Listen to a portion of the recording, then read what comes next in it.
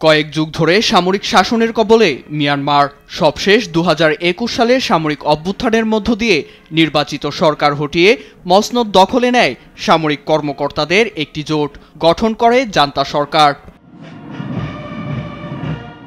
দক্ষিণ পূর্ব এশিয়ার দেশটির সামরিক শাসকদের ঘনিষ্ঠ কয়েকজন মিত্রদের উপর থেকে নিষেধাজ্ঞা প্রত্যাহার করেছে যুক্তরাষ্ট্র। বৃহস্পতিবার এক বিবৃতিতে যুক্তরাষ্ট্রের ট্রেজারি বিভাগ জানায়, কেটি সার্ভিসেস অ্যান্ড লজিস্টিক্স ও এর প্রতিষ্ঠাতা জনাথন মিও কিয়াওথাং, এমসিএম গ্রুপ ও এর মালিক আউং হলাইং, সানটেক টেকনোলজি ও এর মালিক সিত্তাইং আউং এবং সেনা ঘনিষ্ঠ টিনলাত মিনের উপর থেকে মার্কিন নিষেধাজ্ঞা প্রত্যাহার করা হয়েছে। মূলত চলতি বছরের ১১ জুলাই অর্থনৈতিক নিষেধাজ্ঞা শিথিল করতে মার্কিন প্রেসিডেন্ট ডোনাল্ড ট্রাম্পকে চিঠি দেন মিয়ানমারের মিন অং হলাইং।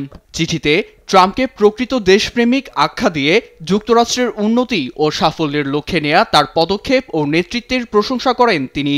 সেই সঙ্গে অনুরোধও জানান মিয়ানমারের বাণিজ্যিক পণ্যের উপর আরোপিত 40% শুল্ক কমানোর। চিঠি দেওয়ার 2 সপ্তাহ পর নিষেধাজ্ঞা প্রত্যাহারের বিষয়টি জানানো হলেও এ পদক্ষেপের উদ্দেশ্য খোলাসা করেনি ট্রেজারি ডিপার্টমেন্ট ও হোয়াইট হাউস।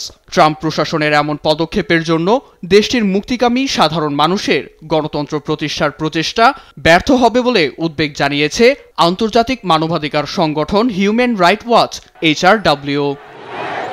নীরব দাস, নিউজ ডেস্ক, দেশ টিভি।